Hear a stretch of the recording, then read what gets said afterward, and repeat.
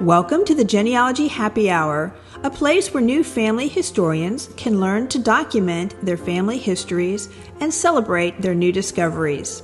I'm Amy. And I'm Penny, and we're here to help you discover your family tree from the beginning. Welcome to episode 105. Happy New Year. Happy New Year. It is 2025. And I always feel like at the beginning of a year, it's like a fresh start. We can I do too. dig in and do something new or have new goals.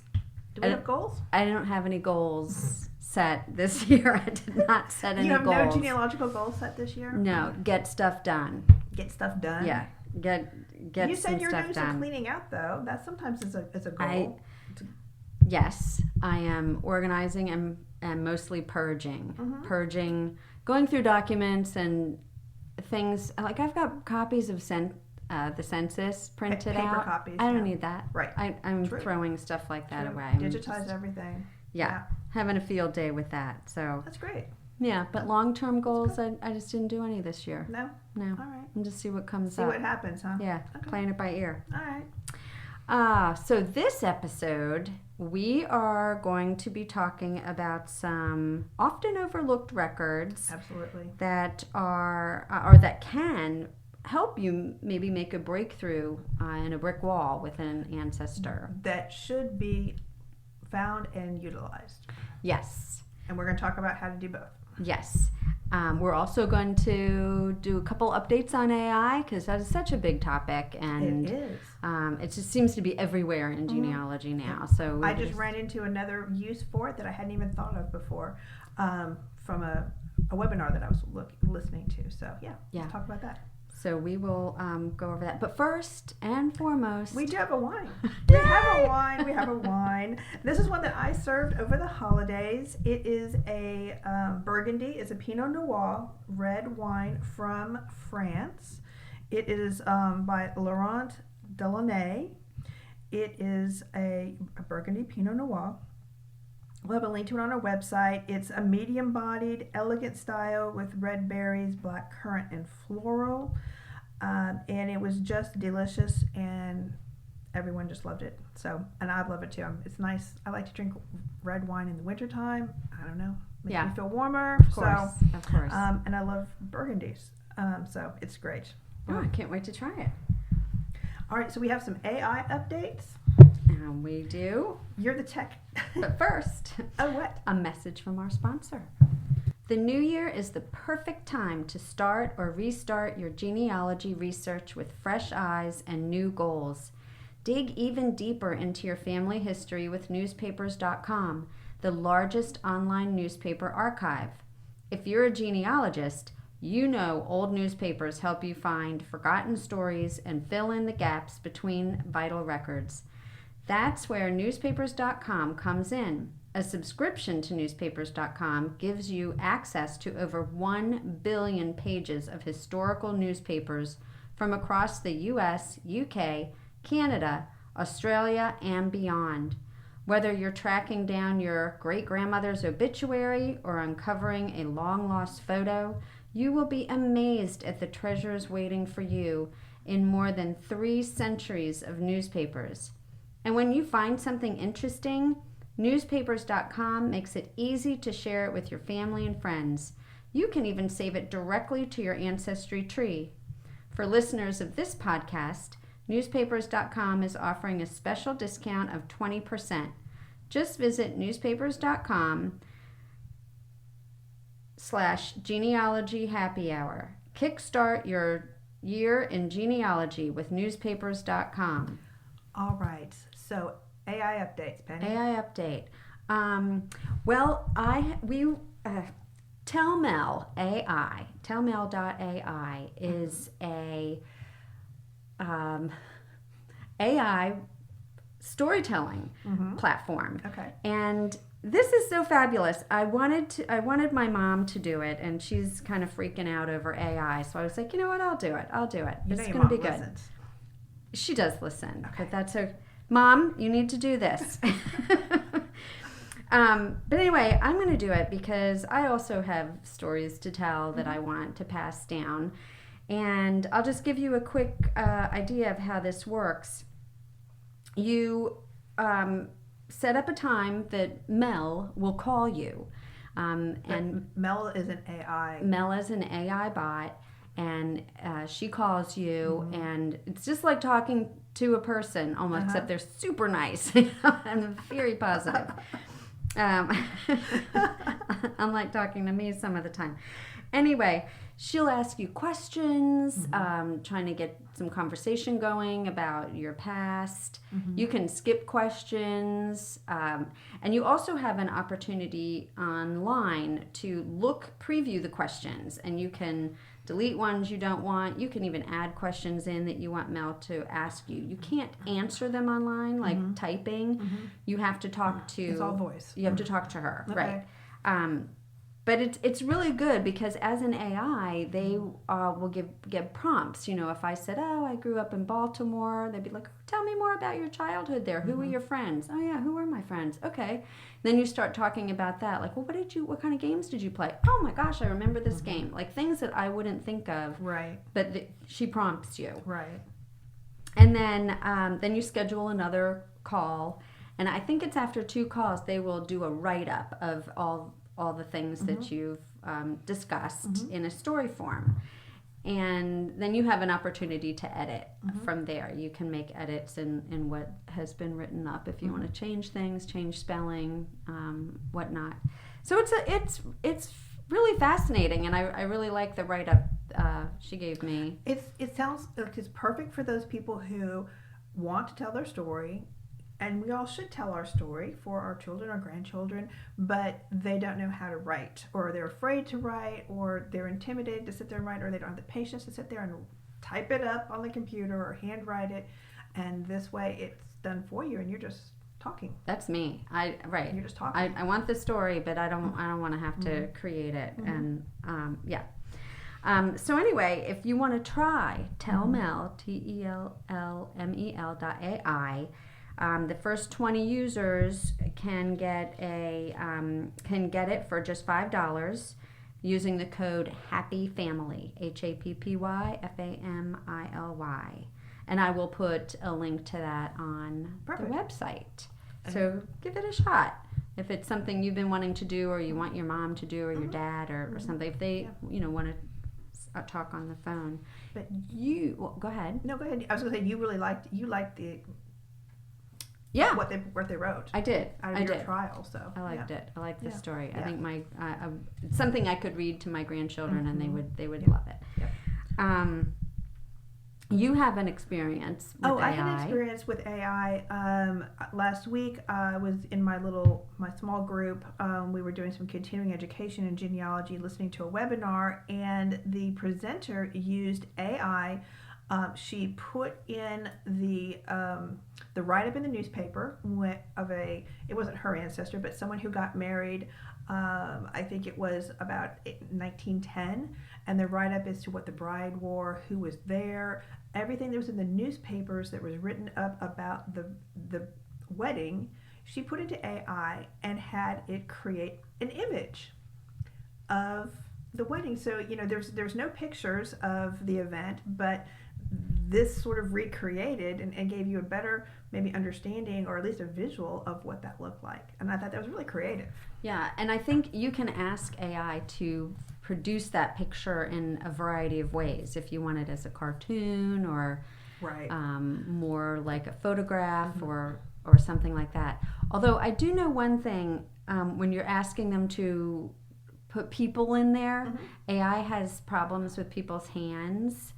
And if you're in Chat GPT, I know for one, and you look at the picture, you can edit the picture that it gives you by circling the hand if it's weirdly formed, and have them change it by put a book in the hand, or something like that, so it makes it look a little more natural. So there I don't even remember the hands, but I guess the bride had a bouquet, and maybe wouldn't even notice and it. I think it was from I can see I don't think there were any hands in those pictures. So interesting. That's so interesting. perfect. But at least it gave it, and it was kind of a little cartoony, but it gave an image that and I even felt, because this wedding took place in a very odd, in an odd, during an odd other event. And I was like, well, how did she get a picture of that? Just, but she actually had created it out of what was being reported in the newspaper. So yeah, it was really cool. It's amazing. Yeah. One last AI thing. Yes. And this is a note-taking device or app that's out there, and some of you may know this or not, but it's called Notebook LM, and it's a Google product. And it is really good if you're doing some research. I'll give you an example, like for genealogy. So say we're researching the town where your ancestor came from, and you've got a couple YouTube videos about it. You found multiple articles, books from Google. You can throw all of that in there, PDFs, videos. You can't throw JPEGs, pictures or anything, but other sources like that into Notebook LM. And then you can ask the AI different questions about all these sources. You could have a ton of stuff in there and say, give me the top 5 things. Let's say I'm looking at Deschler, Ohio, and I want to know what happened in 1870 because that's pertinent to something that happened with my ancestors. And I could say, I found all this stuff about Deschler, a lot of history. Give me the top 5 things that happened around 1870, and it will go through everything you threw in there and spit back something. And what I like a lot about it is then it'll give you other questions you might not be thinking about that you could then ask that have to do with all this documentation that you've given it. You can work with people, like if you and I were working on a podcast episode, we could be like, let's throw all this information in there, and then we can come up with this. You can save your... So I could throw in some stuff, you could throw in some stuff, and then it would aggregate it. Yes, and then you can save whatever stream you have as your chat with this AI, you can save as notes into this file so that everything is saved. Not only the documents you put in, but the chat sessions that you have with the AI. Anyway, it's just another AI. I mean, I think this is used correctly. I think AI is such a great tool. Well, I noticed, when I asked, I'll be driving in the car, I'll talk to Siri, and I'll say, hey, Siri, can you tell me blah, blah, blah. And it's using AI, that's AI to find whatever it is, it's looking on Google to aggregate and find out what the answer is for me. So we're using it every day. We don't really even realize it sometimes. Okay, but now for today's topic. Yes. So, and just stay tuned to the end of this podcast or you're going to be very frustrated. So, because these are some really great records, but it might be some hard to find them. So, we're going to give you some hints on where to find them. But, all right. So, what are we talking about today? We are talking about the non-population schedules from the U.S. Census. From the U.S. Census, yes. We are. And there's several different kinds. There are. Statistical data was sometimes incorporated into the early census records. So 1810 to 1840, you'll see maybe some notations out there as we went along. Enslaved people and free people were all in the same census record. But then as the population of the United States grew, then all of those sorts of data were started to separate into different records and data collections. Right. So as far as population goes, we have the census, we have a slave schedule for the 1850s and 1860s. Correct, yes. And then we have the Indian population in the 1900s, 1910s. But those are still populations, so not what we're talking about today. Correct. Yes, exactly. Right. And I would first say that, and I think it's a great idea, go to the National Archives, archives.gov, and download the blank forms. Because I like having those available to me, because when you're zooming in on that little specific line that you're looking at, you have the headers there. You can refer to the headers on that empty page. So it's always nice to have those because sometimes they're hard to read. They haven't been microfilmed well sometimes. So I like having those forms, and also to go in and spend some time looking to see what the enumerators, what the notations are for the enumerators, what they were supposed to be doing. So That's important too. I find it fascinating, and one of the ones we're going to be talking about, the agricultural schedule, down at the bottom there are notes. And there can be a lot of notes down there. Right. You know, like sometimes they're hard to read, but very helpful. Yep. All right. So then, depending what schedules are we talking about today? So we've got the 1890 War Veterans Schedule. And that's for Civil War.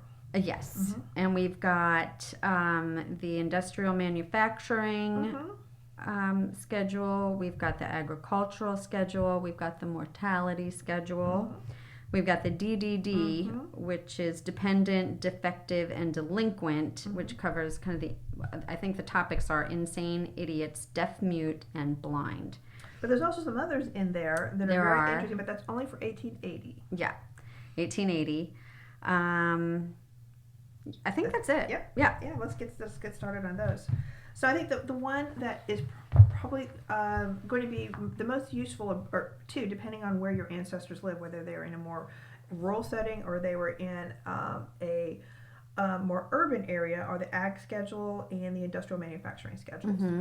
So, and why these are so important is obviously it's going to tell us the name of the person who owned the land, or maybe sometimes who managed the land, but it's going to tell us how many acres of land, not only how many acres, but how many improved and unimproved.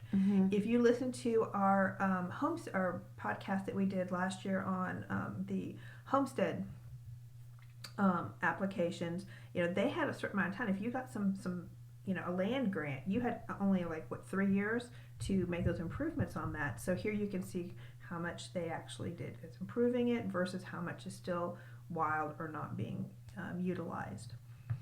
But they're also going to have all of the livestock that they owned by breed, the types of crops that they're using or that they're growing there, and then the cash values of the farm, the machinery, the livestock, and anything that they're making, homemade things that they're making. And then even I think it's in 1880, they even detail the types of crops by acre. So then you can really see that acreage. But one thing is you got to make sure you turn the page, because they start on the right-hand side, and then you got to flip the page over to get the rest of the information. So it's a little strange, but so always flip over pages anyway. We all know that already, but always flip over that page to get the rest of it. And I know the one that one of my ancestors, Alexander Burke, was in, there were 9 people listed. It goes across the top of the page and across the bottom of the page. Yes, that sometimes happens 2 too. sections. Yes. And so you always have to, he was listed on line number 9, so you always have to look on line number 9 as you follow through to make sure you've got the right person. Right. Now, small farms, like farms that were in 1850, if they were producing less than $100 worth of product, then they were excluded. And by 1870, if the farm was less than 3 acres and had less than $500 worth of product, those were probably excluded from the enumeration schedules. But this is going to give you a better idea of, a fuller idea of how your ancestor was living, if they had a farm, the type of livestock, and then you can track that year to year to see if your ancestor is still using doing those same types of crops. If they're they still have the same amount of cattle, you can see if the value has gone up or gone down, so you can see how well your ancestor is doing economically. And you can even find these to track your ancestors and make sure that you're locating the right ancestor. So, and I would just say that Elizabeth Shown Mills has done that better than we could ever do it, as she can with everything. She has a webinar called Census Clues, Sweet Potato Simon, White Potato Willie, and Cows That Grow Wool. So I would highly recommend that after you get done listening to us, go and listen to Elizabeth Shown Mills, and she really can show you how to utilize these schedules to the fullest. Yeah. Because they are so underutilized. It really does give you a glimpse into their life. If they have a lot of livestock, I know the one I've found for Alexander, he had 30 chickens, 3 pigs, But then one of the questions was how many eggs did it produce? And I'm like, 60. And I was like, okay. Did he just get these chickens? Like 60, or is it 60 dozen, or is it just 60? I'm not really clear on that. But So, and the same thing for industrial manufacturing. If your ancestor lived in a more urban area, it's going to say the name of the manufacturer, the type of business or product that they were making, how much the capital investment was. And then, of course, and it's going to list all the raw materials they were using and the types of products and the quantity and the value that they were producing annually. Mm-hmm. So, and you might even find that they'll have the number of men and women employed and the cost of labor. Yeah. For both. So, I could not find anybody in my family, from the people that I was researching. Mostly everybody in my family are farmers, so the ag schedule is better for me. I did have that one where my ancestor, John Burke, well, everybody's groaning, I can hear them now, got a patent from someone for the curtain rods or whatever. I thought maybe he was planning on going into business for himself, but sadly it was the year before his wife died. He died the year after. Never came to be, and right, because again, there's exclusions just like for farming. If the manufacturing operation, he never got his manufacturing operation off the ground, and it was less than $500 worth of goods, then that wouldn't even show up. So, right. Yep. So that was a lost cause. But year after year, they get more and more detailed. So 1850 is going to have some, but 1880 is going to have a lot more detail. Mm-hmm. Mm-hmm. So. We have mortality schedule. Those, we have to remember that the mortality schedule starts the June prior to the year that it's being enumerated. So if your ancestor died between, for instance, if we're looking at the 1860 mortality schedule, they had to have died between June 1st, 1859 and May 31st, 1860. Yeah, so we're very limited there. Correct.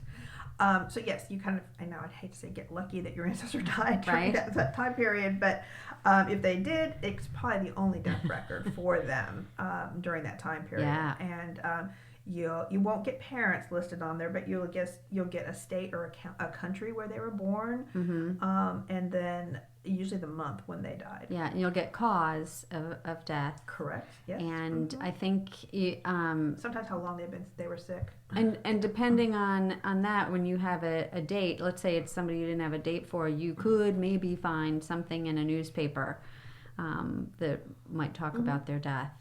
So. Correct. It's a good place to start. Yeah. Exactly. Yeah. Same thing with the veteran schedule. This is 1890, and we know that most of the 1890s population schedule was destroyed in a fire. And so there are some missing pieces here as well. For example, all the Kentucky counties that I need are not listed. Of course not there. They're not there. Of course but not. There's a whole bunch of others that are there. But Kentucky's incomplete. And these are from Civil War veterans or their widows. Mm-hmm.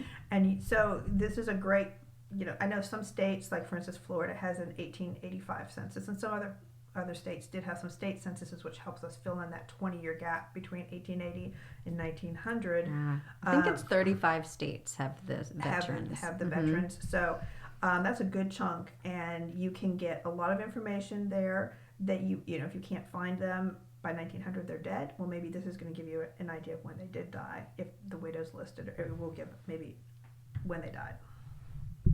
Yes, that's a good one. And then you can also find out, what regiment they were in, or what vessel they were on, when they listed, when they discharged, and that will help you then try and find their veterans record. I think the hard thing about that war veterans one, though, is making sure you have the right person. True. Because if you've got a common name, you can't really prove like, oh, is that my guy? Unless that's, the regiment that he was in or you're going to have to kind of have an idea of where you think he was living when that came out. Yes, exactly right. Yep. Right. For sure. The DDD. The DDD. Mm-hmm. So we have disabled persons. For people with disabilities, they're calling them defective they're calling them insane. What are the different? Insane, idiots, deaf, mute, and blind. Right. But you will find information about what their medical information on there. So, and we know that a lot of people were sent to institutionalized for reasons that we probably would, we wouldn't do today. Correct. Right. But this will give you a little bit more information, maybe about medical. If you can't find maybe a mother or a child who's left the home, you might be able to find them here and get some more information about that. The other thing, but only for that year. Yeah, that's true. But if they left, you might find them. They're going to be in the state, so you'll know where they went. That's true. That's true. You might be able to find a death certificate for them, if they lived that long. But also paupers and indigent persons, they're on there, but homeless children are also on this list. So, and that will give parental information if they're on that list. So if you have some orphans, some children that we should see if yours. It's too late. It's too late. Yeah. Oh, that's right. They were later. Yeah. And then prisoners are also included on these schedules too. But there's only 13 states and Washington, D.C. included on this. Yes. So. Yeah. So good luck. We're limited in time and states. Exactly. So, and that's what that's the point here is you need to check with the National Archives, archives.org, for the missing counties for both the population schedules, and we're going to go into where you can find these non-population schedules. For example, and I had really never done this. 1850, the California counties Contra Costa. Spit it out, Amy. I can't do it. San Francisco and Santa Clara, none of those are included in the 1850 census. And part of Bedford County, Tennessee is not included in the 1850 census. It's gone, lost. I don't know. Oh, no. Not covered in a bigger group? Or no? That's what the National Archives is saying. Interesting. 1860, I didn't know this. Here in Florida, Hernando County isn't listed. Blanco County, Texas, Mississippi, Hancock, Sunflower, Tallahatchie, and Washington counties are not included. And then if your ancestor lived in Nevada, some of those counties were actually enumerated in Utah counties. So this is why it's very important to go and check. If you're looking for somebody and you can't find them, definitely it's in the census records. And certainly we've all had those where we just can't find the street because the street got left out of a census. But this is like a whole county missing. Yeah, an entire county gone. Right. Wow. So, and this is why we said listen to the whole podcast, because many or most of these non-population schedules have not been digitized.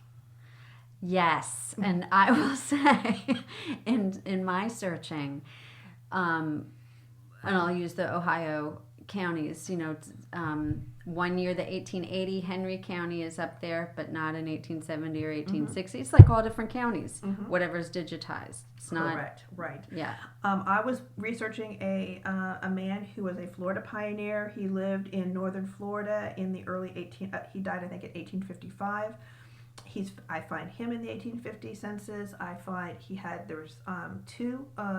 He's listed on 2 slave schedules as owning enslaved peoples. I have his probate. I know he was very wealthy, but I couldn't figure out why is there no agricultural schedule here? Why can't I find out more about what he was growing, the land, all that sort of thing? And I also know that he had a company with his son-in-law. Well, come to find out, they're not digitized. They're not on Ancestry. They're not on Family Search. They are at the Florida State Archives.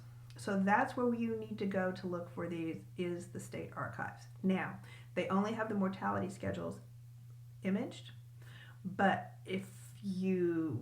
and luckily for me, I have a really great genealogy library here. They actually have them on microfilm here locally. Nice, yes. And they also have them, a lot of these have been transcribed and put in book format. So even if they don't have the microfilm, they might have the schedules at least transcribed. You can see if your ancestor is there, and then you can further go and try and get the microfilm. Yeah, I know in Ohio, I'm trying to find the Schwieberts and the Freitags, and they are not in the 60 and 70 census. They're in the 80s. I know they're there in the 50s. Right. I have their, where they got land. So I know they have You've farms. got the deeds. I've got the deeds. I know they have land. They just weren't enumerated. You can't find enumeration Right. form. Yeah. So I really want to find them in those ag schedules. Right. Exactly. Just to say, yeah, here they are. They're on their farm. And that's a great use for these records too. So, I was also looking in Indiana on Ancestry. I noticed right away that Ancestry didn't have Florida, Indiana, Vermont, Maryland, and Delaware. There might be maybe some others missing there too. But when I went to the Indiana archives, it gave me a link back to Family Search. And Family Search does have the agricultural schedules for Indiana. So you got to take a little. It's going to take some time for you to find out where these schedules are, but it's going to be so useful. Yeah. Useful. And I know that University of North Carolina, they have microfilm for 15 southern states, the ag schedules and the manufacturing census schedules. I went on there briefly. I don't know if you have to have a library card to get on there, if there's another way to see them, but they have them too. So you've got to look in state archives. I wonder if I can get a library card. You might be able to, yeah. I don't know. You have to see. Be up there for the summer. I'll be like, hey, so I need to get in. I mean, I think Penny, you gave a great reason why these are so important, because you're not finding your ancestors enumerated when you think they should be there.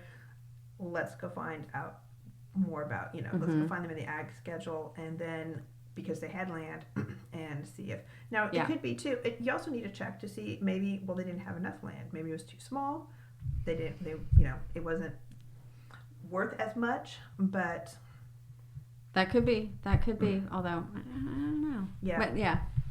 But I think you probably will find them there. Yeah, for sure. So anyway, and then please, I would definitely recommend again the Elizabeth Shone Mills Census Clues, Sweet Potato Simon, White Potato Willie, and Cows That Grow Wool.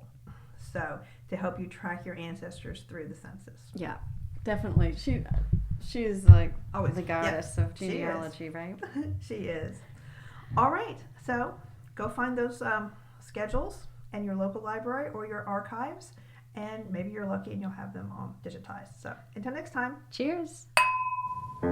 Thank you for listening. Please email us with any questions or comments at genealogyhappyhour@gmail.com. Visit our website, www.genealogyhappyhour.com, for additional resources, books, and wines. Don't forget to drink responsibly and never drink around genealogical documents.